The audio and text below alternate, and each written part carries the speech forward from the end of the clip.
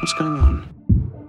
We're going to need money. Max Fun Drive. Max Fun Drive.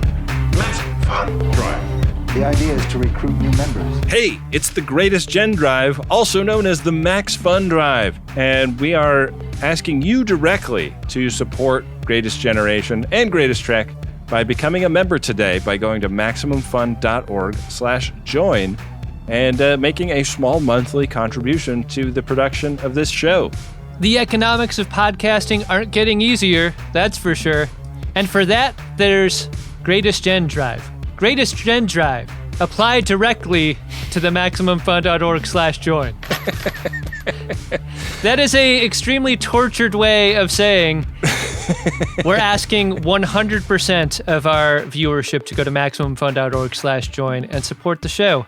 If you already support, you probably already know how to boost or upgrade your membership. But if you don't, here's what you do. You go to MaximumFun.org/join, take a look at the tiers of membership and select the one that is right for your budget. Once you've done that, it'll take you to a page where you select which shows you'd like to support specifically. And we hope you will select the Greatest Generation and Greatest Trek. That money goes directly to the shows and forms the bulk of our operating budget. It's just, $5 or $10 a month that's coming out of your bank account. No big deal for most people, but it really means the world to us. You might think that because our shows are on a network, the network pays us, and that's not true. You do. The network organizes the memberships and distributes the funds and whatever, but it's not like Maximum Fun pays us for doing our show. It's all coming from the listeners who enjoy it, and that means you. You can be a part of the 100% club by going to MaximumFun.org/join. You click on a support level as low as $5 a month, gets you in this club, and make sure our shows get to continue for yet another year. We're going to be back a little bit later in the show to tell you a little bit more about the drive, but you can just skip those pledge breaks if you want to with impunity, as long as you have already gone to MaximumFun.org/join and either joined, boosted, or upgraded. Here's to the finest crew in Starfleet. When it comes to my crew, you won't get any argument from me. This is a parody. Paramount owns the song. Welcome to The Greatest Generation. It's a Star Trek podcast by a couple of guys who are just a little bit embarrassed about having a Star Trek podcast. I'm Ben Harrison. I'm Adam Pranica. We've been wanting a Mayweather episode. Just like being back in the war. Who are you? Ensign Travis Mayweather. Parents must be very proud. When I was a kid, we called it the sweet spot. Who are you? I'm the helmsman. I guess growing up a boomer has its advantages. And your mom? Very proud. That's true. It takes practice. Other than keeping Ensign Mayweather up at night, I'm not sure what we expect to accomplish here. It's like, is this guy even a part of the show? Has been a feeling for a long time. Indeed. Yeah. I mean, was Mayweather in the little thumbnail on the streaming service? Is that what we're promised? Yeah, I mean, I don't know. He's in it on my little call sheet app that shows me who the actors' names were. I think whether or not this is true, I think even asking the question makes my point. Do you remember another one of these happening for the character of Mayweather on Star Trek Enterprise now that we are 20 episodes into the second season? I really don't. And yeah, I same. think that every season of TNG felt like it at least had one Data episode and one Troy episode. Like everyone in the main cast got to be the center of at least one, it felt like. And it's kind of a suspicious bottle, right? Because you give Mayweather all this screen time. I kept thinking maybe this guy's going to die. And I didn't want that. This happens in Damon Lindelof shows all the time. Like, oh, we're getting near 30 minutes of screen time for this one character who I always thought was kind of on the periphery. Right. That's weird. I mean, it's not unprecedented in Star Trek. Yeah. Also, Arium, suddenly the main character of this episode. What's that about? Yeah, the Arium episode where both of us, I think, had to look up that character's name. Pretty great. I'm excited about this one, Adam. Do you want to just jump right in? I did a bunch of ab exercises before we got on mic, so I'm ready, Ben. You look ready. You look absolutely shredded. Yeah. Cut, I would say. Let's see if we achieve our gains in Star Trek Enterprise Season 2, Episode 20. It's called Horizon.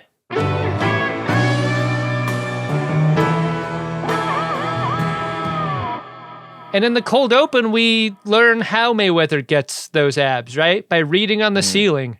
You got to imagine he's like in a full crunch up there as he kind of Spider-Mans. Oh, what a feeling reading on the ceiling. We've seen him chill up here before, right? Yeah, this may be one of the only things we know about him is he likes to go to this area of the ship and get up on the ceiling. But he's got to stop his little hang here because they're reversing course. They've got some sexy orders from sexual icon Admiral Forrest. I'm so glad you described him like that. Here's another question, a lot like the other Mayweather question. Has Enterprise ever made it to a place without needing to divert? Feels like this is a way the show has operated for a little bit. Like, hey, we're on our way to a thing, just like we always try to be. Whoop. Sexual icon Admiral Forrest on the line. And we're glad it's on video. What's Admiral Forrest's first name? Do we know? His nickname is Boomerang, but... I mean, the logo makes it so. Yeah. I was going to say Thick Forest.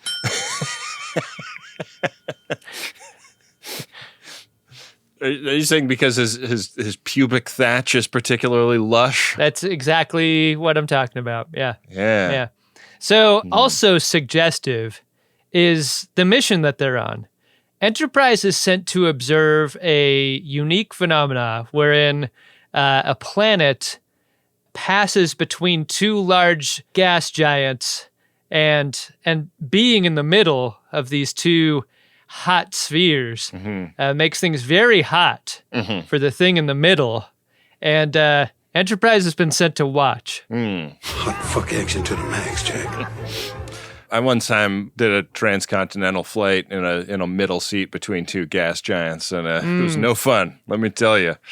The thing about being in the middle of two large hot objects is the two large hot objects, like, this doesn't do anything for them. Like, it's purely for the thing in the middle. Right.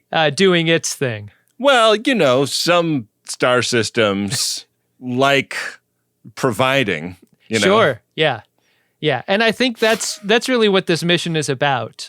Figure out what's going on here. Who is into it, who isn't? Admiral Forrest would really like to know that. It's a weird McLaughlin group. Issue 1. Because it kind of feels like they almost called Mayweather up to the bridge for his permission to change course. Like, they've been ordered to change course, but he's like being told why so that he can be like, all right, I'm going to go over to my station and like boop the button that changes course. We're so used to seeing shift change and people having the con or the helm, people being tagged in and tagged out. I love the idea of there's no one there to do Mayweather's job. There's like a rope attached to his chair. Yeah, there's a brick on the accelerator. Hey, Mayweather, no one else knows the knot. Can you come and undo it? We didn't want to have to use scissors. Yeah. Yeah, so we're in Archer's clarinet rental room after this, and Mayweather, after taking the rope and brick off of his station, comes in to hit Archer up about something personal. He's like, hey, you know, while we're whipping around, we are kind of whipping sort of close by my family cargo ship, the Horizon. And in case you don't remember my backstory, and who would, my whole family works on this thing, and I basically grew up there, quit that job in order to work for Starfleet. And listen, it's just a 10-hour diversion on top of the transit that we're taking to do this other study. And that amount of time is hilarious to me. This is like the passenger on a road trip. If you're doing like Seattle to LA or something, and the passenger's like, hey, you know, while we're doing this, my family lives in Salt Lake City. Could we just hang a left and like, can you drop me off? And then maybe when you come back, you can pick me up. This does not seem convenient at all, and it seems like a huge ask. It does, but it's not a huge ask as far as Archer is concerned. It's a hell yeah. I think we can manage without you for a few days.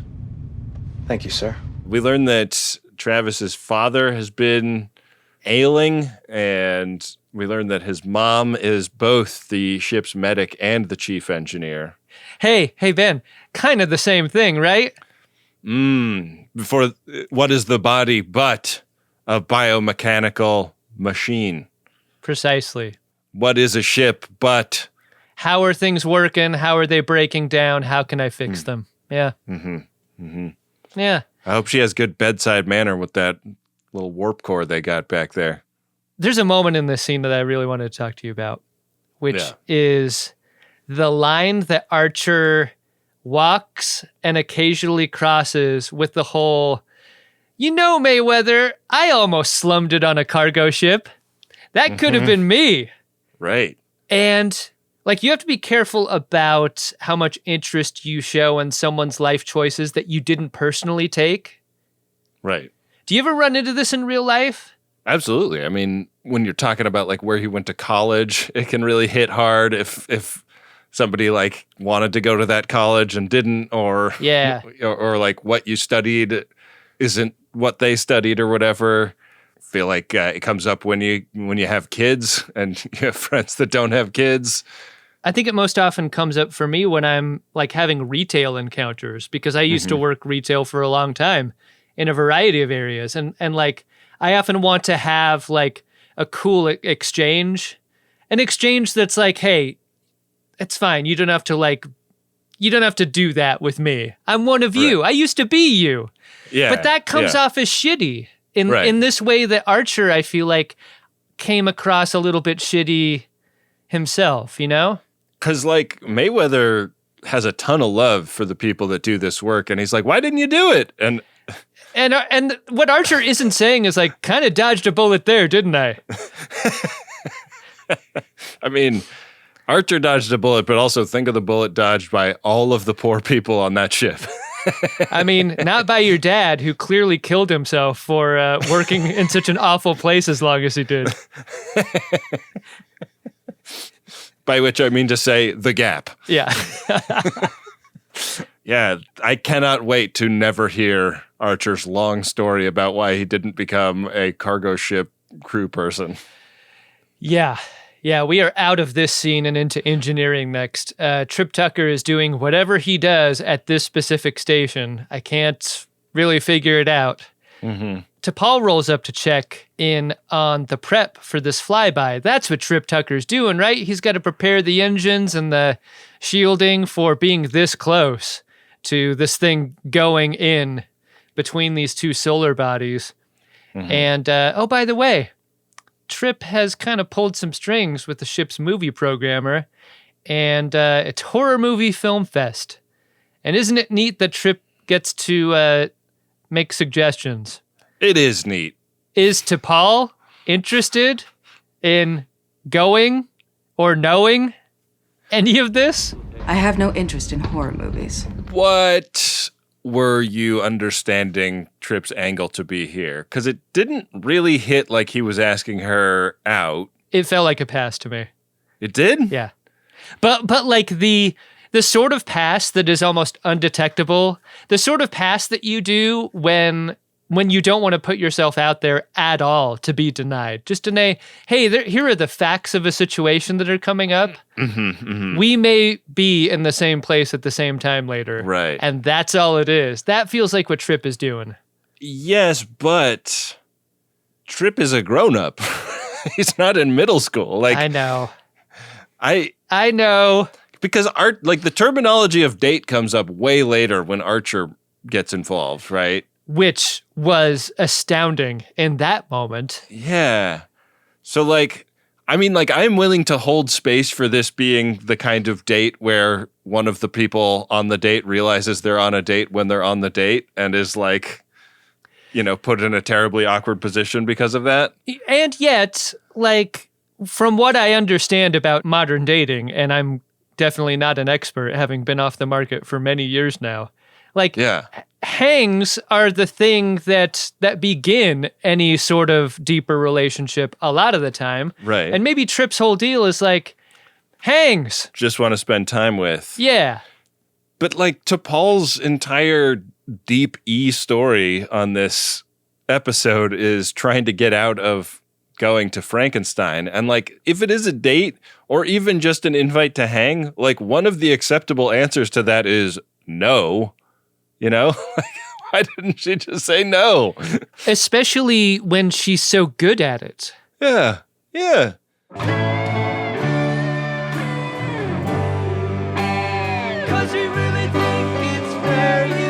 Here's a question about horror movies, because we hear a little bit more about like their relevance or importance to Trip in this scene.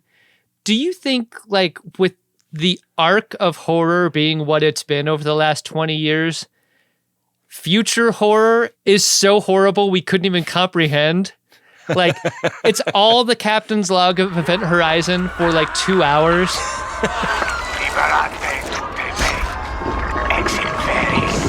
And maybe even harder than that. Like if they were to watch a modern horror film on Enterprise during these missions, instead of the classic MGM monster film stuff that they seem to be consuming. Yeah, I mean, the horror of today, like, I don't dare look at any of it. Like, your substances or whatever, no fucking way. Oh, the substance was so fun. You would hate it. I know. I wish I got to see that movie in the theater. That was like one of those movies in my entire life. I regret that. Wow. I would have invited to Paul more directly to see The Substance with me. Were it to be playing. I mean, that's the other question is like, what is Trip talking about? That Frankenstein, Bride of Frankenstein, and, you know, the Son of Frankenstein are the best of the genre. Like that's where the genre peaked in his mind. I don't think those movies are anyone's favorite, and this just feels like a writer's flourish of like, I'm going to make a character point with Trip Tucker here. He's going to like classic movies. Yeah.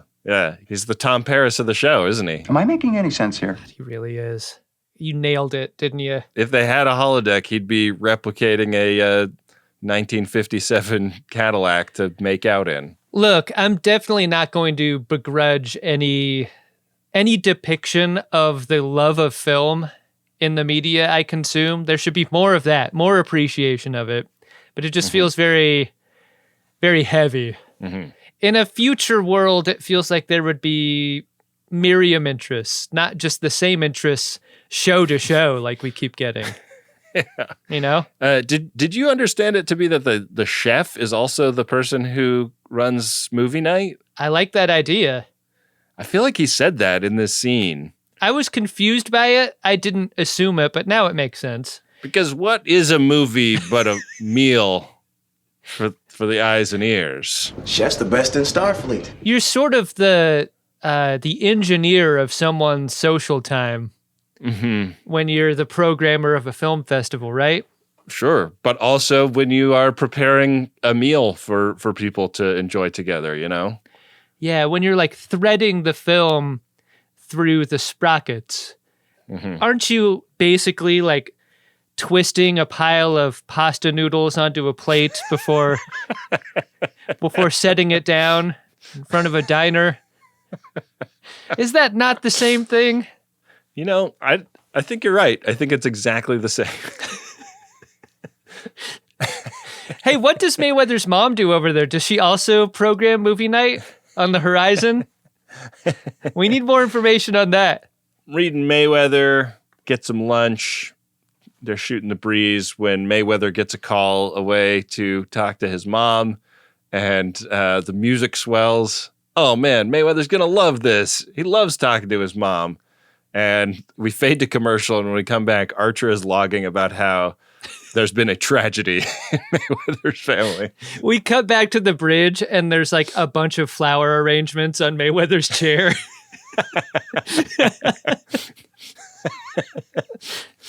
They've spray painted a bicycle white and chained it to Mayweather's chair. Wait, what?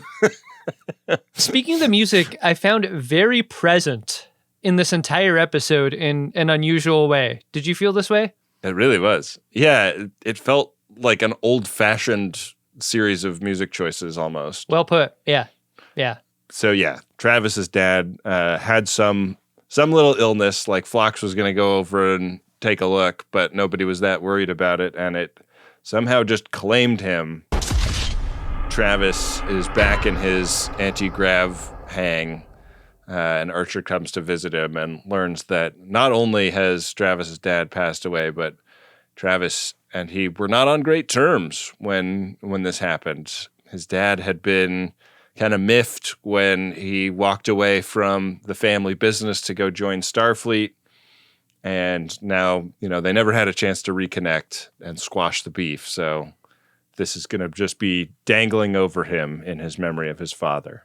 Ben, speaking of dangling, would you say that Mayweather is sitting Shiv upside down? Up there? Yeah, I think that's technically correct. We get a lot of those fun shots of people floating up and down in this scene. Yeah. Both Mayweather, floating up to the top, I think, is a different scene, and then coming down later on, and Archer going up in this scene. It looks really good when they do this. That unbroken sequence is nice. They did a nice job. I like to see it. Yeah. I wanted one more thing.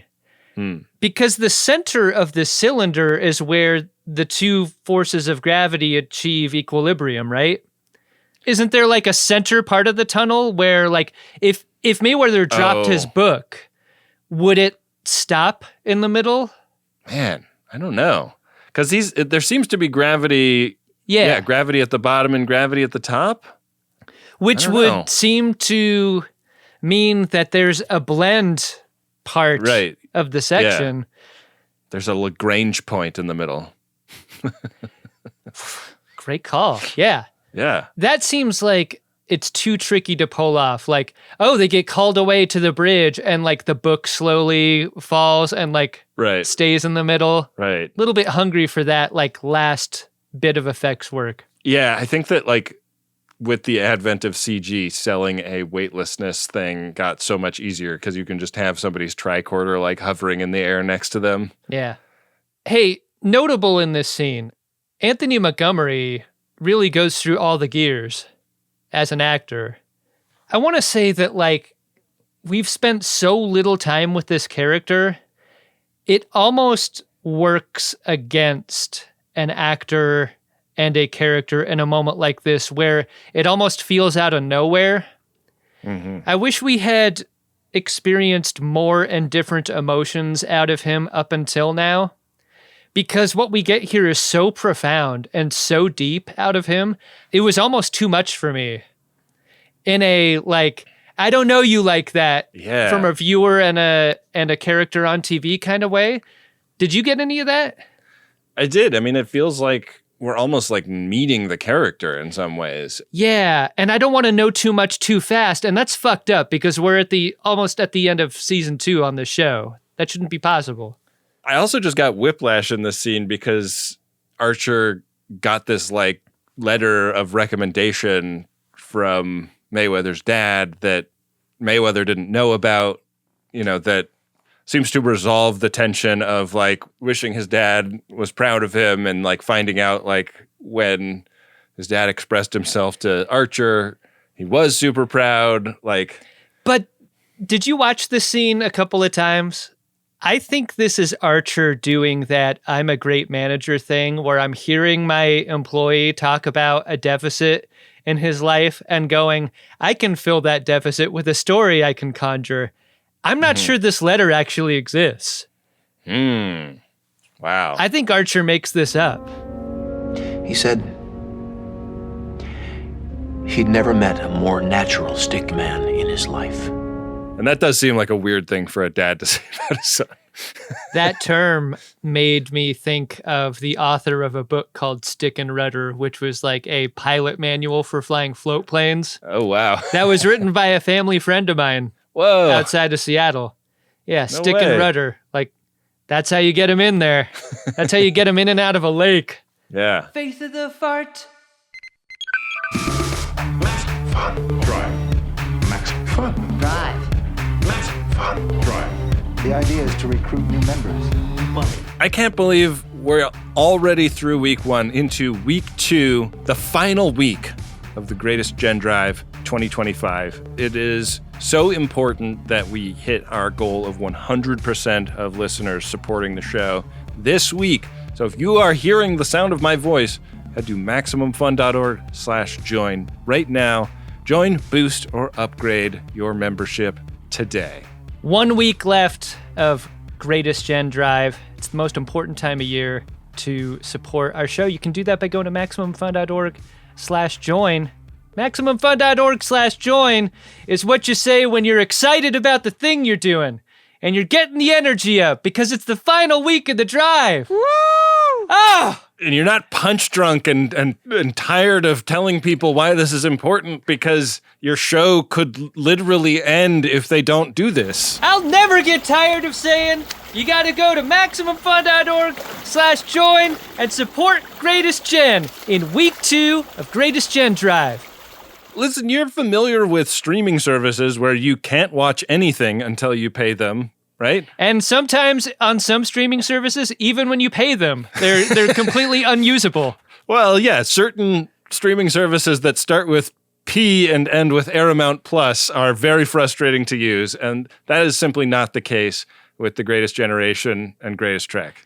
I look forward to seeing you be sued for all of this slander. What I'm saying is we put this out in the world for free, and you get to enjoy it whether or not you pay. But would you like to enjoy it a little more? Mm-hmm. A little more than the rest of them?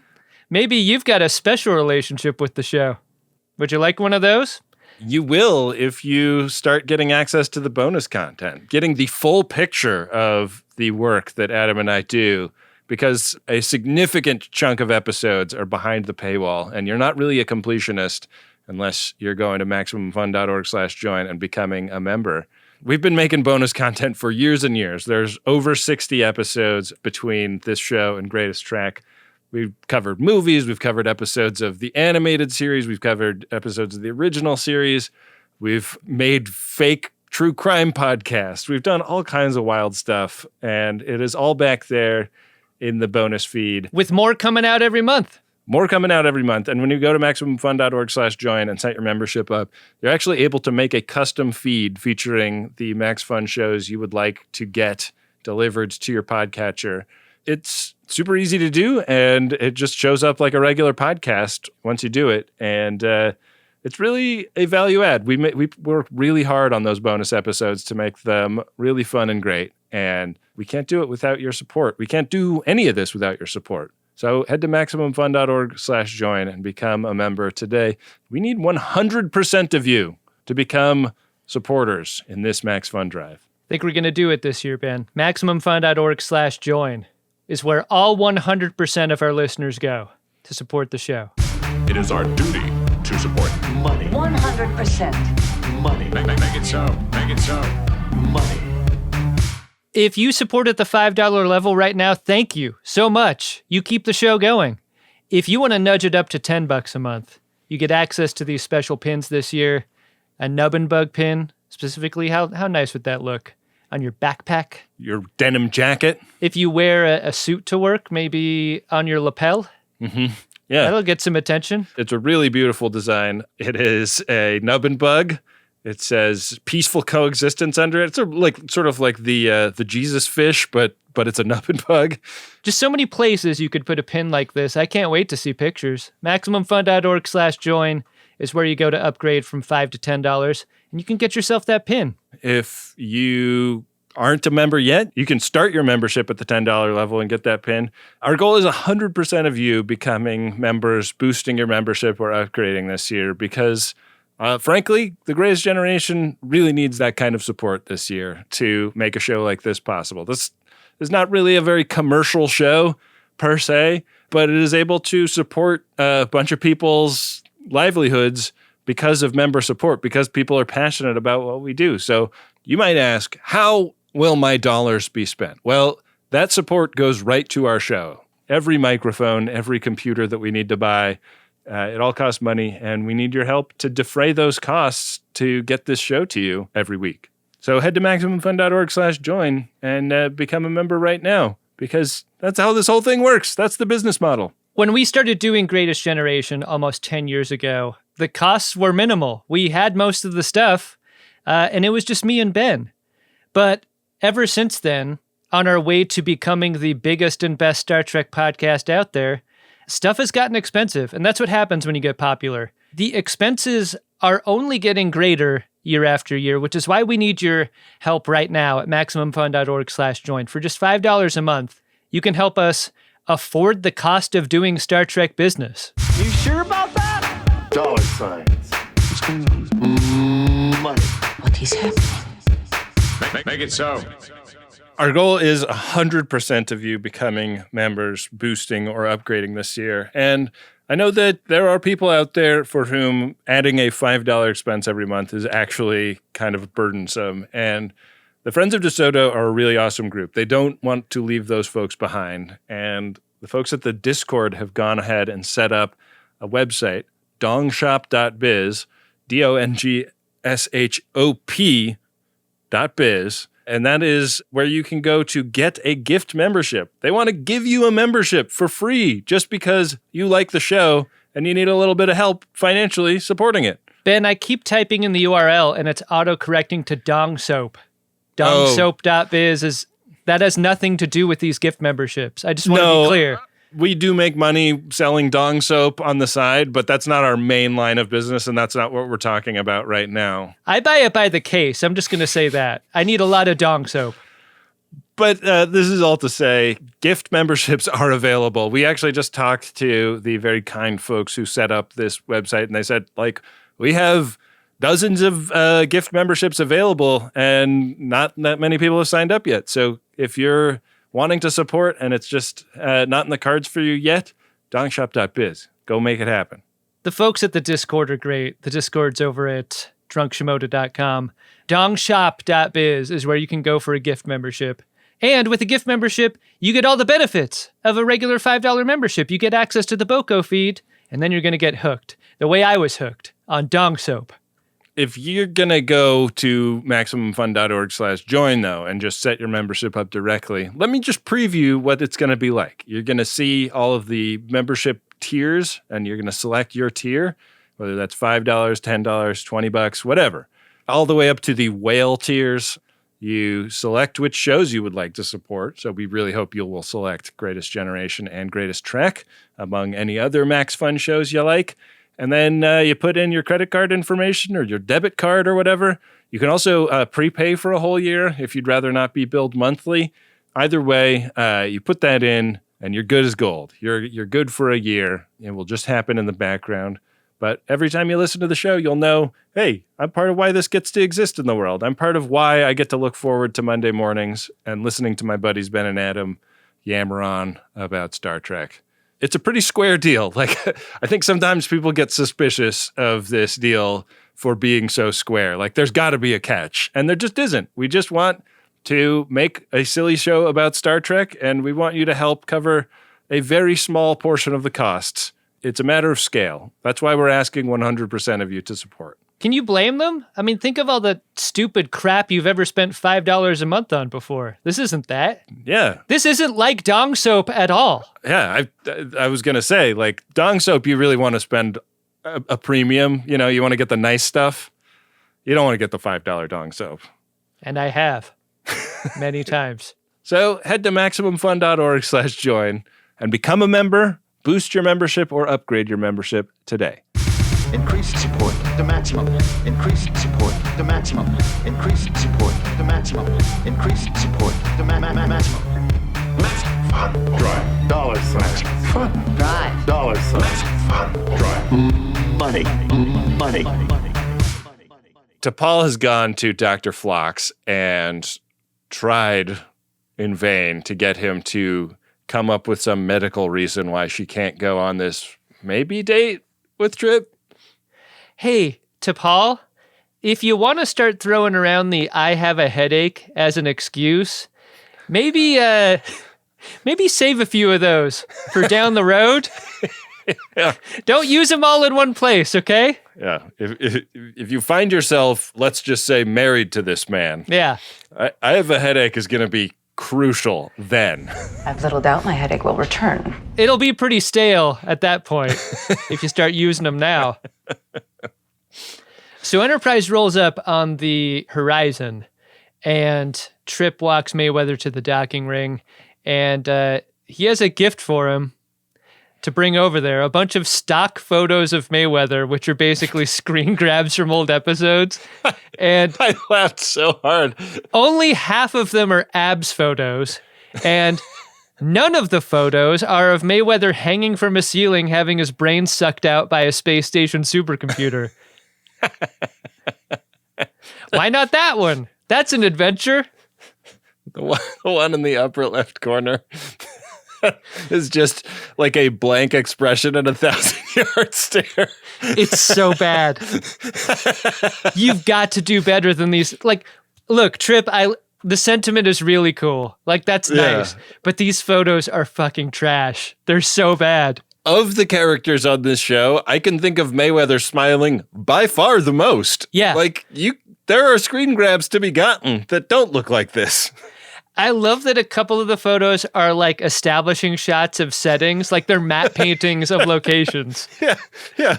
Oh, here's Kronos. Your mom's going to love this.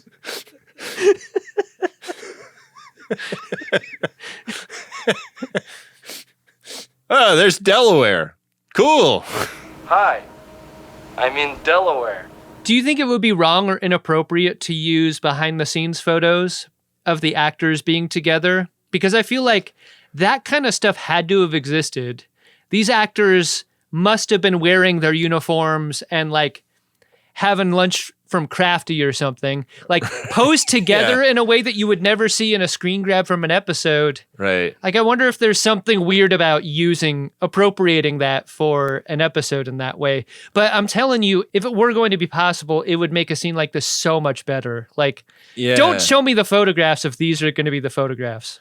I wonder if there's like a union reason for that. Because like we've got a good friend of the show, Denny, who's like a set photographer. Mm-hmm. And if you're not hired like by, under the union's aegis as the set photographer, but you show up to take pictures, it can be like a big deal. That's got to be it. Yeah. Yeah. So like, I wonder if like, they have those photos, but those, cost like $10,000 more to use them or some crazy shit. I mean, I think we've told the story then. That is how you get a stock photo of Mayweather looking straight ahead while at work.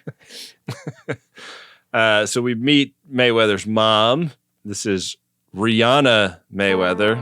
All I could think of, when the sun shines, it shines Mayweather. And now we're on this starship. You can stand under my Mayweather. I don't know. You didn't want to go, now we're on the starship together? Together rhymes with Mayweather. You're my son, I'm my Mayweather. But what about Umbrella? Like, that's where I'm getting stuck, Yeah, all right. I was trying to tie abs and fella and hella. Like, with abs like hella, Ella, Fella's got abs like hella, Ella, Mm-hmm. All right, we'll get it together, and there'll be something after the credits for people, I think. Yeah. Mrs. Mayweather is holding onto her son's arm like she needs him to walk. There is a fragility to her that I think is apparent right away, even though she has so many jobs. She's very put upon, I think, as a crew person. Mm-hmm. Mm-hmm. She is just so happy to see her son. And when the ship goes to warp, it's clear that she was holding on to him for a variety of reasons, one of which is like, you don't want to fall down when the ship goes to warp, because a ship this old, once it hits the gas, it can throw around the bangers. Yeah, it sure can. So, the warp jumps are bumpy. Mom is catching up with her good boy about how dangerous she's worried his job being on Star Trek might be. And he's like, no, Mom, like, it's really... I'm in the main cast, like I'm not a red shirt, like nothing bad happens to me. I only ever get my brain sucked out like once a season. Yeah. And in the horror movie way, not in the sexual way. Absolutely nothing sexual happens to me, Mayweather, on this show. Yeah. My gutters remain uncombed in. I mean, one way to further desexualize this character is to walk him to his old quarters, which has been decorated museum-like in the way that they were left. Like, this is a child's room. Yeah. He is escorted to. It's too bad that there seems to be kind of a mother-boy aspect to this relationship. I didn't like that. Good for Mayweather for escaping the nest. Yeah, especially given the like dynamic that is clearly at play like later in the episode. Every time he needs to go back to his quarters and slam his door because his brother is acting like a prick. Yeah. Coming back to his like Sesame Street posters or whatever. It's gotta just be like, damn it, no! You get the sense that like room is scarce on this ship. We meet a bunch of folks aboard who have all kinds of relationships to the Mayweathers, but I wanted to meet the one who gave up their quarters so that it could be decorated in this weird throwback kind of way.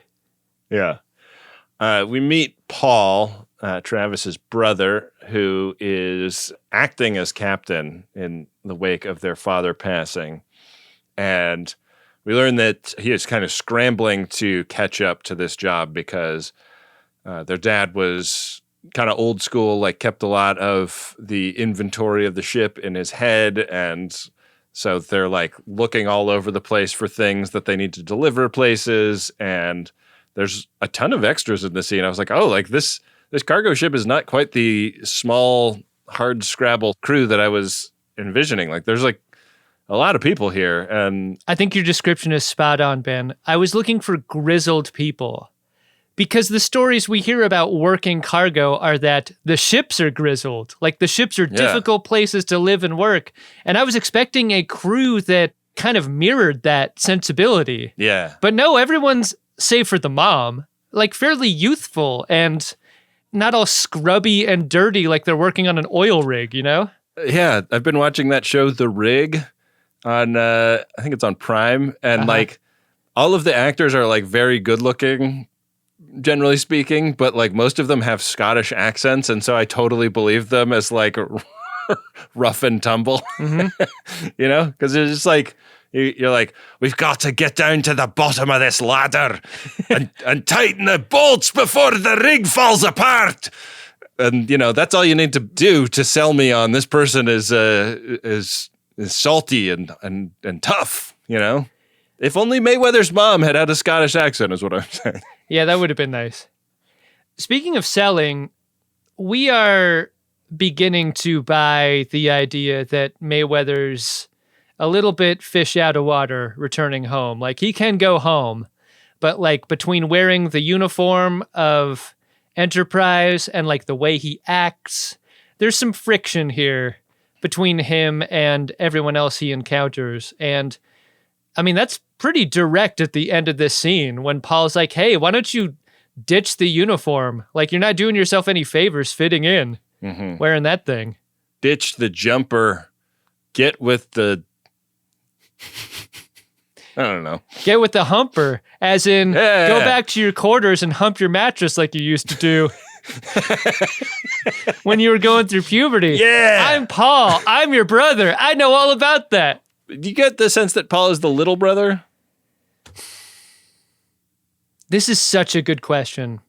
Because I think knowing that kind of changes the energy between them. Right. In all kinds of ways. If he is the older brother, I could, like, it makes Mayweather's decision to leave make more sense because, like, were his dad to die, he would never be next up to be captain the way Paul is, so why don't you just bail and make your own way? Join the clergy. But if he is the older brother and it were his to be in line for, that makes his decision maybe even more interesting that he would avoid it for that reason.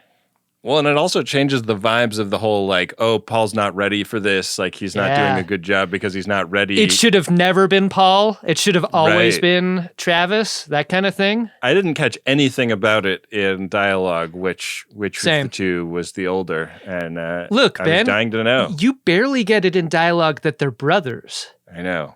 That wasn't a bit of knowledge that I had an immediate access to. Like, it took me a little while to get on their level. Totally. Back on The Entrepreneur, Trip is still sort of chasing to Paul on the idea of going to this screening of Frankenstein. This is where Archer steps in and sort of insists and makes it a date. What do you think he meant by "I'll be a perfect gentleman," Adam? It's interesting that you get two depictions of workplace passes being done. In the Trip version, he's so laid back in the cut that you wouldn't even perceive that it's a pass being made or a date being proffered. Yeah. In a way that you're like, you can't damage Trip for turning him down or whatever. Like, you can't hurt him. It wasn't even a date. What are you talking about? You're the one that's making this weird. Yeah. But with Archer is so over the top with the dateness. I think it works in exactly the same way. And I wasn't being serious. Yeah. I'm being super date guy, and of course it's not a date. Like, that's absurd. Yeah. That was the energy that I got behind it. Like, this was not a date. This was someone joking around. Yeah. But then I'm like wondering if it was ever a date with Trip, because it doesn't seem like they are in competition with each other for T'Pol's affection. Except when Trip goes around the corner to the turbo lift and he flashes Archer that you're next up. You're next up at the plate. I definitely got a sense of the, well, if it's not going to be me, I hope it's you kind ofness. Oh, it's like them. the business travel guys that try to hit on J-Lo in Out of Sight. I kind of got that. I'm tagging you in, bro. Like, it's not going to be me. Jeez. Maybe. I mean, that is subtext. But the energy is weird. The vibes are very strange.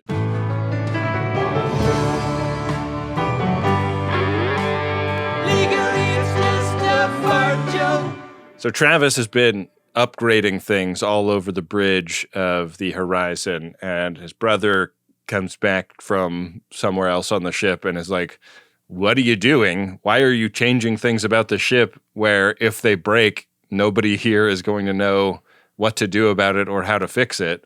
Don't do things to my ship without running them by me, the captain. Pretty reasonable, I thought. This is just classic parent stay at your place for a while and all of a sudden your thermostat's fucked. Or like you loan your car to someone and all your radio stations, your favorites are all changed. Like, what are you doing? I'm not on Captain Paul's side for so much of this, but this moment I think felt real. Like, what are you doing, man? Like, we got a way that we do stuff, and if you go and make a bunch of upgrades and you're out of here, what are we supposed to do about it? Like, you're making it impossible for us to do our work. The way he contextualizes his beef makes a ton of sense. Yeah. But I really don't love the ball clobbering at the end. Maybe you can stop by engineering. Build us a Warp 5 engine. Like, he really kind of gets him on the way out the door. Totally. In a way that I feel like, because they're brothers, you can get away with that between two characters in a way that if they weren't related, I don't know if that flies. Yeah, it'd be like way over the line, Paul, would be your reaction as a viewer. Yeah. I mean, the clapback is like these are easy upgrades that I can teach you guys to maintain. Like, I'm not an engineer. I got these from our engineer, and if he was able to teach me, I'll be able to teach you. Right. But we don't have time for that because we've got to go back to the childhood bedroom where a young woman, like an age-appropriate love interest for Travis, stops by and is like, oh, yeah, like, that Paul, definitely not ready. Like, people are a little stressed about him. She walks in carrying 2 tall pitchers of ice water, dumps one on her junk and on his, just to make it totally clear that there is absolutely no sexual energy between them whatsoever. There's not going to be anything moving between gas giants in this scene or any other. She is an absolute smoke show. like a recognizable hot 90s actress that has been in a ton of shit. Yeah. It was tragic that she's there and she's known Travis forever. And it's just like, she infantilizes him immediately. And why wouldn't you? He's inside his childhood room, decorated in his childhood way. Yeah. It's so awful. His mom did him so dirty with that, like pre-decorating the room. Oh, that sucks. Getting his stuffed Moopsie out of storage and putting it in the room for him. Moopsie. She's like, something smells familiar. I can't quite put my finger on it. Like, I think it's your Moopsie. Oh, no. No, I do not want to touch it. Travis like pulls Moopsie off of the pillow and it's like, it sounds like peeling Velcro. Yeah, we actually put your pillow and your Moopsie in storage together because we didn't want to try and get in there. So Nora has been friends with Travis since they were little, and she feels like because of their long history, she can confide in him a couple of difficult things. One, you and I will never have sex, ever, ever, ever, ever. And two, things on the ship have kind of gone downhill since your dad died. Like, we're kind of missing the drops, and our schedule's been slipping. And I just got to ask, do you think Paul is the right one for the big chair? Because that's the question the crew's been asking for a while. Yeah. And if someone like Paul got the job after his dad died, what part of Mayweather thinks the job could have been his is a question in all capitals that popped into my head because of this scene. Totally. This is the subtext that I wanted throughout the episode that is totally absent. I wanted the conflict in Mayweather, not just about being treated like a child for being on the ship, but for like imagining a future where it's not Paul and it's him and what that would mean for his entire family. I feel like it is very much the subtext of this scene, but it's never made textual. It's like it never like spills out into the open in a way that would force a conflict between him and Paul in those terms. Yeah. What we needed is a Jean-Luc and Robert roll around in the mud scene in this episode. We really needed it to go that hard. Damn you. It did. So turbulence is not turbulence. Turbulence is WEPs. And they go up to the bridge, and the ship is under attack by some marauding fighters. Like the bangers hit while Nora and Mayweather is talking, and Nora is like holding on super hard to like something very far away from Mayweather so they won't accidentally run into each other. Yeah. This is not going to be a to Paul boobs on the face fall. That is not happening. Couldn't have Travis, that. get it out of your head. It's not happening. We're going reverse shot on this sequence. We're never going to be in the same frame. We might as well shoot it on different days. So up on the bridge, Paul is learning about the attack and decides not to fight back, but to run. And as the ship is speeding up to get the hell out of there, these marauders shoot something that clamps onto their hull. And we learn pretty quickly that this thing is emitting a subspace signal. It's a beacon, and it is loaded with high-yield explosives. So if they want to go try and unclamp it from their hull, it will probably wreck their ship and kill whoever does that. Yeah. And it would probably stab through anyone's leg that was out in like an EV suit nearby too. Yeah. They learned that the ECS Constellation, one of their sister ships in the fleet, has been subject to the same kind of piracy. I like this method, right? Like a ship comes through and tags them, another ship comes through and bags them. Yeah. And so Travis is like, well, let's get out there and get rid of that beacon. Like, we can figure this out. And Paul's like, no. Like, we are basically defenseless out here. We have a couple of little cannons. Like, we're not picking a fight with these guys. And he just wants to dump their cargo and run as fast as they can to a space station. Do you think this episode wants us to root for Mayweather above every other character? This scene made me wonder, because when Mayweather starts name dropping a bunch of Enterprise crew people while he's proposing ideas, I was like, there is nothing more annoying than this. This fucking sucks. And I like Mayweather. Yeah. But don't do that. I think it's about him learning that like their context is not his context, and like the things that the entrepreneur can do and the kinds of choices that the people on it make are just not available to the kind of people that run these freighters. But they don't know the people he's talking about. That's what made it so absurd sounding to me. I kind of felt like they're like, you know, they read about him in the news kind of a thing. You didn't think that? I didn't. I guess you could tie it to that earlier scene where the mom figure has been reading the press clippings of his adventures and does have some special knowledge of what he's up to. Yeah. I mean, he gets overruled by Paul, and Mom is like the last one there to like comfort him and say like, you know, hey, you got to like let this play out the way he wants to because he's the captain of the ship. But yeah, he's like feeling some pretty strong feelings about his brother at this point. Yeah. And we cut back over to Enterprise where movie night has finally started. And we learned some pretty horrific things about T'Pol and Phlox in this scene. T'Pol is the kind of person who fucks around on her phone in the movie theater. And Phlox is a movie talker. Pretty awful revelations about both characters. And also T'Pol is like not only been dicking around on her phone during the movie, but is also self-righteous when she turns back to scold Phlox. Like, no, you weren't behaving well either. Agreed. They're both behaving badly, but T'Pol telling Phlox to shut the fuck up felt righteous and good. Yeah. I did like seeing that. There was a Seinfeldian-ness to the way that line was written, too. Yeah, agreed. We can stop the film if it's disturbing your conversation. I would love it! It was good. So on the bridge of the Horizon, one of the crew people notices that Impulse is being rerouted. And this is something that Mayweather suggested about like how Reed tied the impulse power into their phase cannons so that they could shoot, you know, higher yield shots. And Paul goes down to some panel that Travis has opened up and confronts him.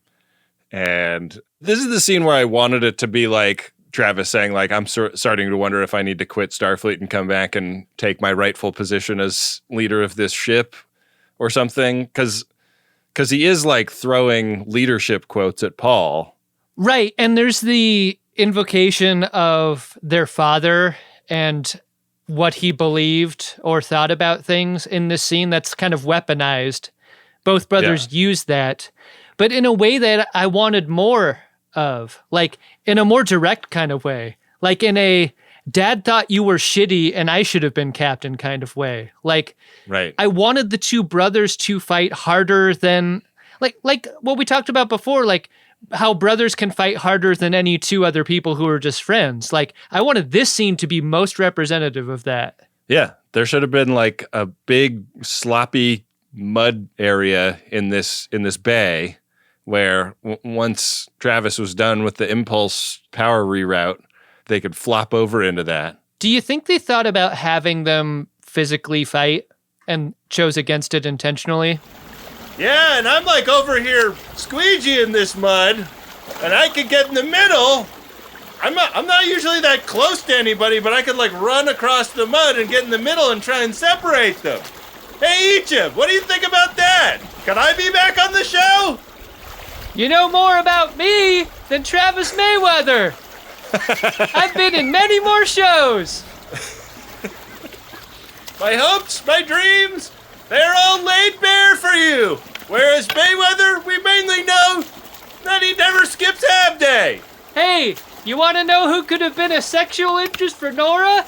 Me, Egypt's brother. I'll make her wet and dry. Next time bangers land on the ship, you'll notice she is not holding on that tight. She is looking to fall into someone. Me, Icheb's brother. Hey, Nora, that's not a mop handle.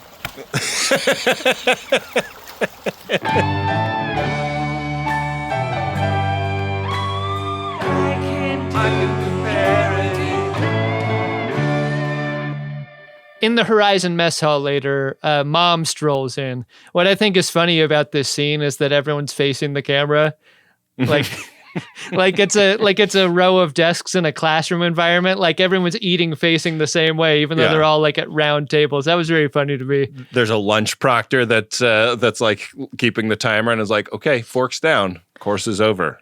Related to the whole like school vibes of this scene is Mom having a real bad day at school energy with her son. Mm-hmm. Like she's ready to hear all about this. And Mayweather tells her that, I should say Travis, because they're both Mayweathers. Everyone's Mayweather. Travis tells his mom, like, I'm thinking about turning this shore leave into an extendo leave in order to stay and help because clearly you guys need it. And the mom, to her credit, recognizes that this would be a step back for her son and his career ambitions, and she convinces him to reconsider. Yeah. She also reassures him that there's just some growing pains that Paul is going through as captain that all captains go through. And she cites her late husband having been pretty poor at the job when he first stepped into it, having a lot to learn about leadership and, having been an engineer before that. And Travis is like, yeah, come to think of it, like the captain on my ship is like, I mean, we're kind of hoping he'll start to come into his own soon. Like he's still really learning the ropes. It's not really clear that he has any particular aptitude for it. And so, yeah, that's actually really reassuring. Like, this, at least the stakes are a lot lower with Paul, like he, in fact, may be more gifted just naturally as a captain than the other key captain in my life. Come to think of it. It's really true. There's a funny kind of equation that the mother figure has kind of done throughout this episode where, like, in the beginning, I was like, this is gross. Like, decorating the room like it was when he was a child and treating him like a child. But what that does is sort of support what she's saying here is that, like, look, by coming back here, it's a step backwards in every conceivable way. Nora doesn't see you like an adult, obviously. I mean, we could have a long talk about you and Nora's weird situation. We'll leave that for another time. But like the infantilization of returning here is something that you're able to escape by continuing down the road with your Starfleet ambitions. So you got to stay on this road, dude. Wow. Grow up. She was really playing 3D chess when she put the fucking Moopsie doll in his room. That's what I'm saying. Yeah. The shit's chess. It ain't checkers. Wow. So it's now post-dinner hangs for Archer, Trip, and T'Pol, who are talking about the themes of Frankenstein and what Vulcans do to freak themselves out. They, in fact, do have some form of media that is meant to be horrific, but it's just about, like, can you sit through this and not have an emotional reaction to it? Mm-hmm. But she's also very interested in the way the villagers treat Frankenstein's monster in a way that is not dissimilar from the way some humans treated Vulcans when they first came into contact. Maybe inviting her to movie night wasn't such a great idea. I've read Frankenstein. I haven't seen that specific movie of it. So I don't have a lot to go on in this conversation. I kind of felt like bad that I hadn't seen it because I was like, I don't know exactly how this movie plays that, because I feel like those themes are in the book, but the idea of like torches and pitchforks at the Vulcans by the humans is an interesting moment to consider. Yeah, totally. But Trip and Archer seem like really surprised to hear that the monster might like receive any sympathy by the viewer. So I don't know, like maybe in the movie the monster is just horrific. I don't know. Anyways, yeah. Eruptions start on the planet and they get to look out the window at that. They take the ship into higher orbit. There's like a quick reference to there being biosigns on the planet that are like coming up from deep underneath as the eruptions start. That doesn't like play into anything in the episode. I fucking love that moment.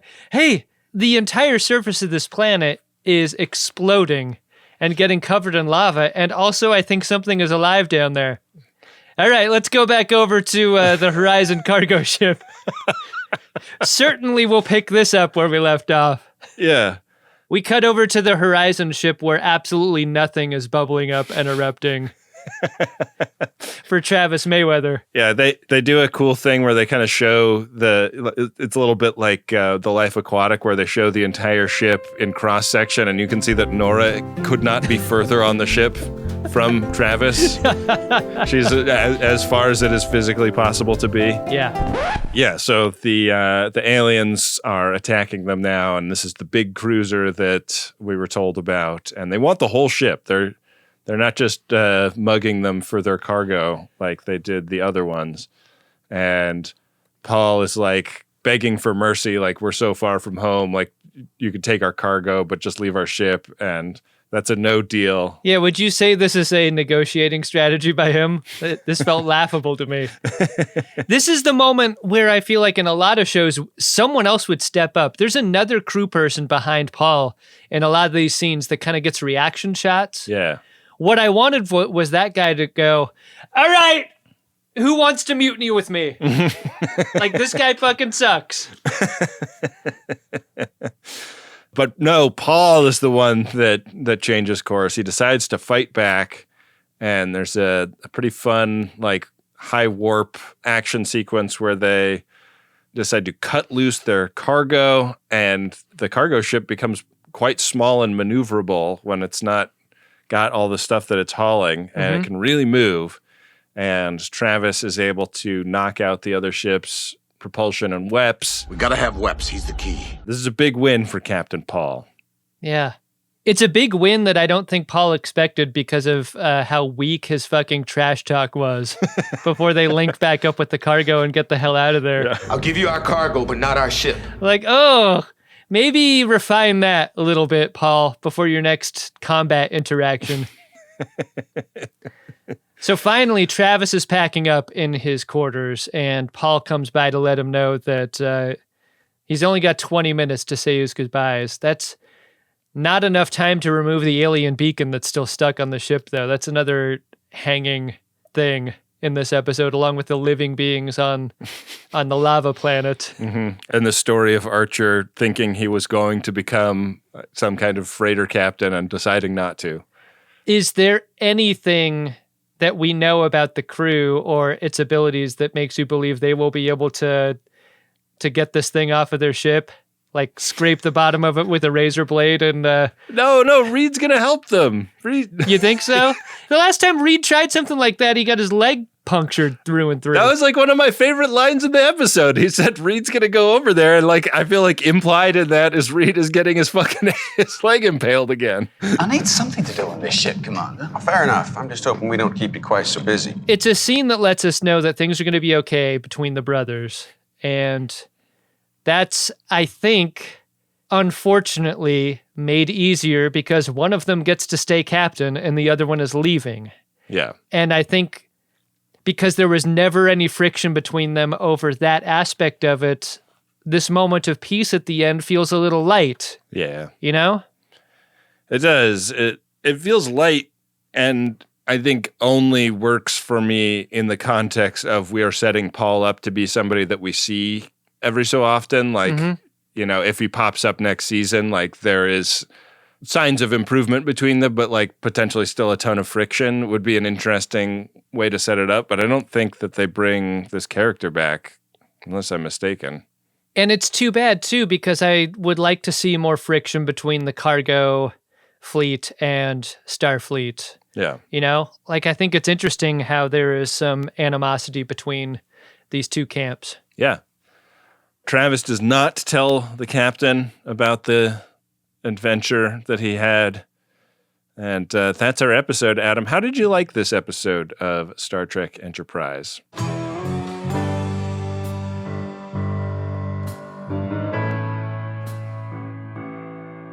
I think it was a little rocky for all the reasons stated. I mean, we have been hungry for more Mayweather backstory, and I think I came away feeling a little undernourished in this episode in that way. Like, neat to meet his family.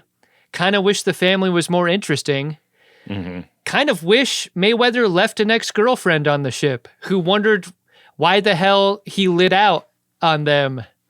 You know, like, I wanted more conflict, and that the conflict we got was just kind of weak, left me wanting. Like, I wanted conflict from every direction for Mayweather to come home to, and not having gotten it did not help me know him any better in a way that I want to. So this is definitely not a desire to see him Miles O'Brien, you know, constantly, where his adventures end up hurting him, and that's how we get to know the character. I would like more conflicts with him so that we get to learn those things. Yeah, I agree. I mean, I was like making my way through this episode, and I think I was like 15 minutes in, and I had to stop to do some other work stuff before I finished watching it. And when I came back to it, I was like trying to read back through my notes to like figure out like what the conflicts were and what the storylines were, like what we were worried about, what we were hoping might happen. Yeah. And I was like, there's like 15 minutes into this episode, like that hasn't happened yet. Yeah. And I'm super down for a quiet character study episode of Star Trek. Like, I think Star Trek does those episodes really well, and sometimes those are my favorite kinds of episodes. But I feel like this one felt like it was like close to some very interesting themes, but it didn't quite articulate them, and so it just didn't wind up working, you know? When you grow up in a place and spend decades there the way Travis did, and then you leave that place, and then you go back to more than just one problem or one person you had a history with. Yeah. Or whatever. I think that's the part of it that felt insincere to me and so written, is that like he goes back home and he has one problem, and it's with his brother. Mm-hmm. That scene with Reed in the mess hall where he's like, it's crazy when you work on a cargo ship because you work with your babysitter or whatever. Like, and then when we go to the cargo ship and we don't get every single scene being with someone Mayweather's got beef with or knows or what have you, that was a little bit of a letdown. Yeah. Like, show me all that. Don't tell me. Just show it to me. Yeah. Show it to me like two hot suns and a thick planet between, getting warmed up. Erupting. Yeah. Signs of life. Yeah.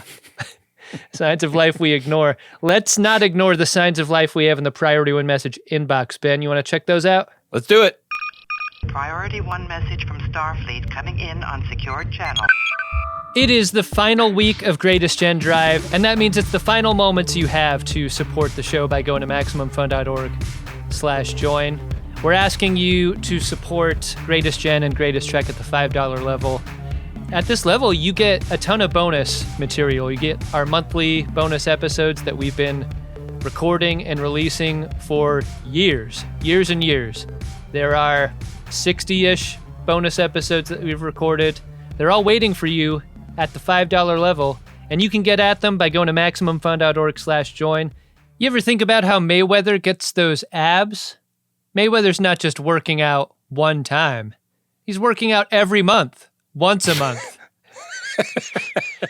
That's sort of like what we're asking you for here during the Greatest Gen Drive. MaximumFun.org/join is where you go to make that possible. And look, I'm not making any promises, but an ab or two might come in if you start regularly supporting the show. You'll have a veritable washboard of support if you support what we do here at The Greatest Generation by going to MaximumFun.org/join. Hey, listen, this is the second week of the drive, which means it's our last week of the drive all year. And our goal is to hit 100% of listeners becoming supporters this year. So if you are listening and you're not currently a supporter, it's most important for you to become a new supporter by going to MaximumFun.org/join. But if you're already a supporter, you're not off the hook. We need you to boost or upgrade by going to MaximumFun.org/join. Increase support, the maximum. Increase support, the maximum. Increase support, the maximum. Increase support, the maximum. Let's fun drive. $sign. Fun Drive. $sign. Fun drive. Money. I'm a consumer of podcasts. They are a part of my life and my routine. just like I know they're a part of yours.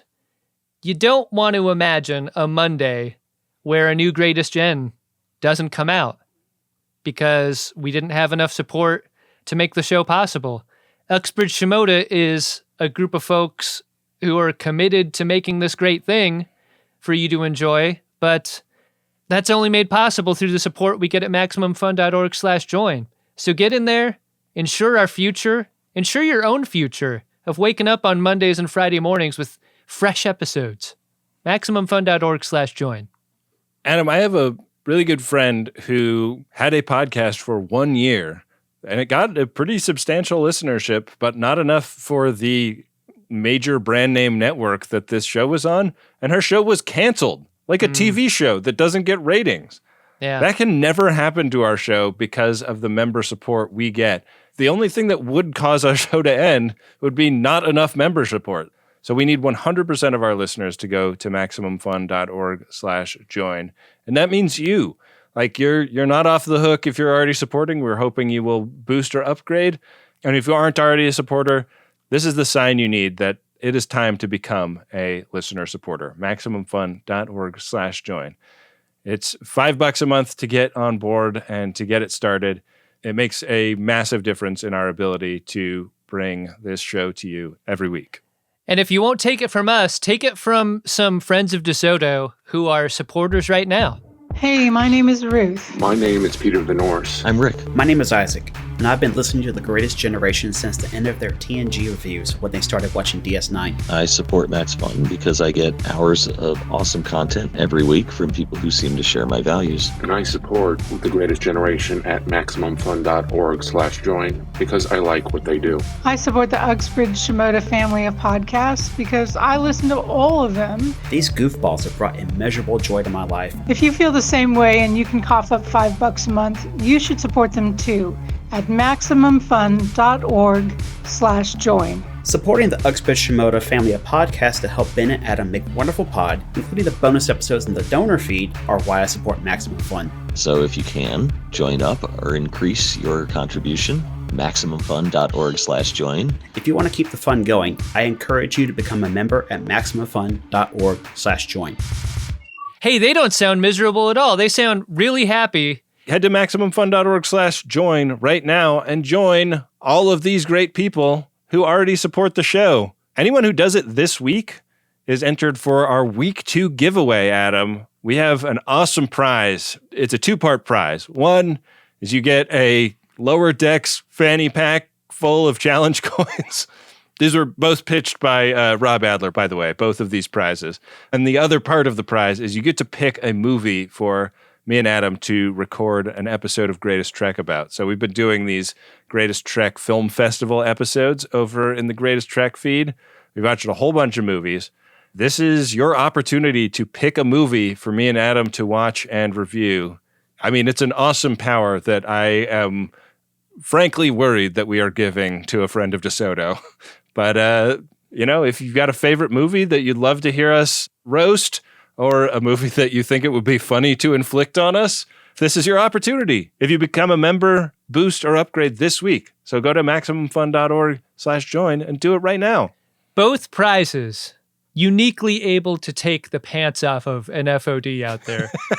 One, through just the sheer weight of all of those challenge coins filling up a fanny pack. I mean, what pair of pants could possibly stay up after being weighed down by that? But also for a special FOD out there who chooses the movie we'll review on Greatest Trek Film Festival, imagine the titillation of a certain movie choice. The sheer enjoyment that comes with dictating the episode that your favorite podcasters record. Can't wait to figure out what we're watching. You might get to decide by going to MaximumFun.org/join. When you go to MaximumFun.org/join, you're presented with all the tiers of support. You pick your tier, $5, $10, $20, whatever works for you. And then you select the shows that you want to support.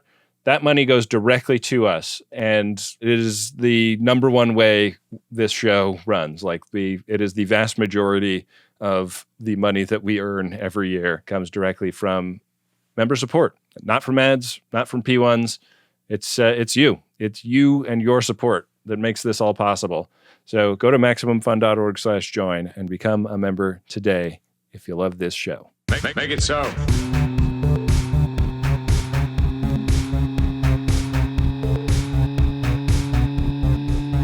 Money. Hey, Ben? What's that, Adam? Did you find yourself a drunk Shimoda? Drunk Shimoda! Yeah, that compendium of pictures that Tripp put together made Tripp my drunk Shimoda for this episode, and in particular, the first picture that he selected, Travis with a blank 1,000-yard stare expression. Your mom's really gonna like some of these. I laughed out loud when they got the close-up of the iPad. Oh. You know what it reminded me of? You remember, this is many years ago, but I'm still sure you remember it. You remember when Nathan Fielder posted that picture of him? It's just a picture of him, and he's smiling and laughing, to the point of laughing. And the caption is, "Out on the town having the time of my life with a bunch of friends. They're all just out of frame laughing too." That picture of Travis in that scene, like, needed a caption. Here I am at the helm, working my ass off. All of my friends are just out of frame doing bridge stuff too. was the vibe of that. Yeah. How about you? I'm bringing this back, Ben. This is a video drunk Shimoda. So Okay. if you've got the episode ready, cue it up to 15 minutes on the button. 15 on the button. We're in the cargo bay. And I suppose it's all cargo bay on this ship, but this is the scene where we meet Paul. And the funniest moment to me in this whole episode is when Travis rolls up. Paul's in the middle of doing captainly business with people in there. I'm going to need an explanation for why this happens, because Paul sees his brother, and I think, if I'm remembering this correctly, he turns around over his shoulder and he talks to this other guy. And he's like, "Hey, I'll catch up with you in a few minutes, guy." The shot reverses to that guy, and he's like, "Yep." That reaction shot, that's the only shot in the entire scene that's at that angle of that guy in that part of the room. That's an entire setup for him. It read to me like something out of The Room, like Tommy Wiseau blocked this scene and made it happen. It was like, that guy, we only see him once. He's like Greg Sestero. Like, what does it matter? I'll catch up with you in a few minutes. It just stuck out to me so much. It felt like no other part in the episode, that shot, reverse shot, and then we're back over his shoulder when Travis comes back in the room. It felt off to me. Because it's not the same guy as like the dude that was welding when they came in. No. It's just a different random guy. Yeah. It made me feel insane. Yeah. The script must have had like an interaction between Paul and that guy, like at the beginning of the scene, and then Travis comes in and they like cut that out or something. I mean, even the dialogue, like, "I'll catch up with you in a few minutes," felt Tommy Wiseau to me. What? Hi, Tommy, my favorite customer. Here you go. Like, "I'll catch up with you in a few minutes." Oh, hi, Paul. Oh, hey, Johnny, what's up? I have a problem with Lisa. Good one. These are not my cargo containers. They are not. Face of the fart. Wow. Well, let's talk about the next episode of this show and how we're going to be doing it. The next episode is Season 2, Episode 21, The Breach. When militants take over a world, the Enterprise crew move to evacuate denobulan geologists that are deep underground. And one of them's got the hots for Trip. Meanwhile, Phlox has to save a dying Antaran that refuses treatment due to the history of their races. Oh, man. Did the horny denobulans do something bad to someone? Stay tuned to find out. Interesting. All right. To find out how we will be doing that episode, I am heading to gach.biz/game, where we keep the game of buttholes, Will of the Riker, Quantum Leap. We're currently on Square 63, Adam. And I'm going to go ahead and roll this bone, see what happens. You're required to learn as you play. Roll. I hope it's good. Wow. I rolled a 37, which put us onto square 100. Chula! Did I win? Hardly. Right past a Naomi Wildman square, which has been kind of a call. beloved square lately. Yeah. But a regular old episode next week. How about that? You remember when episode 100 used to be Century Club or Power Hour? Yeah. Which one was it? I think it was Power Hour. I've never done a Century Club as far as I know. Brother, you don't want to know what that's like. I don't. I did a Century Club before a Power Hour. Oh, interesting choice. Terrible choice. College was a delight. You know what is a great choice, Adam, is supporting the Greatest Generation, especially during the Max Fun Drive. That's right. 100% of viewers are being called on to support this year. If you're wondering whether or not you qualify as a 100%, you do. You do. If you're listening to our voices right now, we're talking to you. We got to thank Windy Pretty, our excellent producer who edits these episodes and keeps all the plates spinning at Uxbridge Shimoda. We got to thank Bill Tilley, our temporal Cold War time consigliere, who makes amazing, hilarious trading cards about every episode. You can catch those on the @GreatestTrek social media accounts all over the internet. I think Instagram is where those get posted, right? Yeah.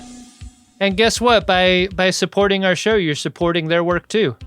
We're talking about True. Rob and Bill and Wendy. Hell yeah. Yeah, Rob Adler running those social media accounts. Got to thank Adam Ragusia, who made our theme music, the parody of Diane Warren's original Enterprise theme song, and got to thank Dark Materia for the use of the Picard song, which you hear under our voices at the end of every episode. Thanks, Dark Materia. Adam Ragusia, an equal number of Oscars to Diane Warren at this point. Isn't that crazy? Wild. Yeah. Doesn't seem right. Yeah. Well, you can help right that wrong by also listening to Wholesome, our patrons-only podcast, at patreon.com/wholesome_pod. I think Friends of DeSoto would really like it. I know I like it. And with that, we will be back at you next week with another great episode of Star Trek Enterprise, an episode of Greatest Generation Enterprise where I'm trying to make Adam laugh, but he will not laugh at my jokes because of the history between our peoples. Is that why? I've always wondered. All these years? Yeah. I never really thought about your people, Ben, until now. Well, I feel bad that I made it explicit then. Said the quiet part out loud. What do you mean by you people? Make it so.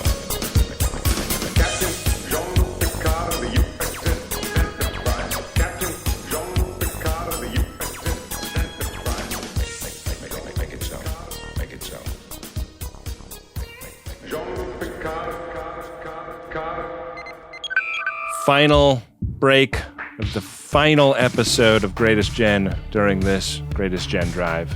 You can be a part of it. You are a part of it if you go to MaximumFun.org/join. This is the last week of Greatest Gen Drive, the critical week. A drive that is going far better than is generally known. And that's because of you and everyone else who has gone to MaximumFun.org/join. The reason we set our goal at 100% this year is because we felt like in past years, people would see us hit a goal number and think, okay, well, other people did it. I don't have to do it. We need your support this year. We need everyone's support this year. Everyone who can hear my voice, we need you to go to MaximumFun.org/join. You remember that scene in Lord of the Rings? I don't know which one, where someone was like, you've got my bow, and you've got my axe, and you've got my thing I spin around over my head with a chain and a ball on it. This is like... Yeah, and he wasn't very specific about what he called his Morning Star in that moment. This is that moment for Friends of DeSoto. Except Friends of DeSoto can be like, you can have my support every month. And then another friend of DeSoto says, you can have my support, and you can have my support, and on and on and on our way to 100%. Yeah. MaximumFun.org/join is how you can get in this great big line of folks. Not that it's a line. There's no line for a website. MaximumFun.org has no lines. MaximumFun.org/join is where you go. I do like the idea of MaximumFun.org/join going down because like a number of Friends of DeSoto akin to PlayStation 5 purchasing public goes there and tries to sign up all at once. Look, we can't be sure the website isn't crashing at this very moment, but I'm almost positive it won't. That means you can go directly to MaximumFun.org/join right now, get your support in today, feel good about our show's survival tomorrow. MaximumFun.org/join. Get it done right now. And thank you to everyone who has. All 100% of you. Thank you. Increase support, the maximum. Increase support, the maximum. Increase support, the maximum. Increase support, the maximum. Increase support, the maximum. Make it so.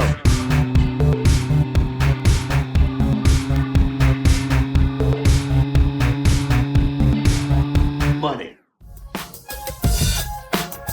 You left my cargo barge and we've been worlds apart. I can't believe the things you've seen, like nipples on Trip's arm.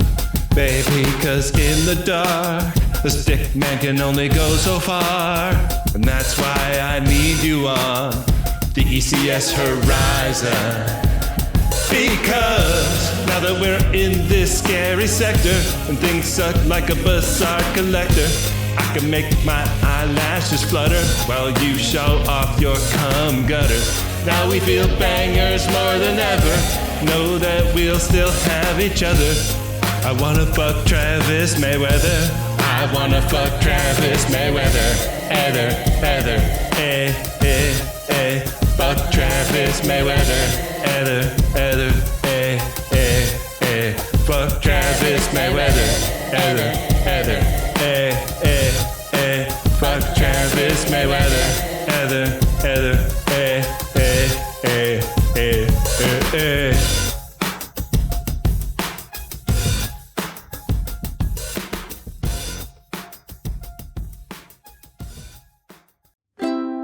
Maximum Fun, a worker-owned network of artist-owned shows. Supported directly by you.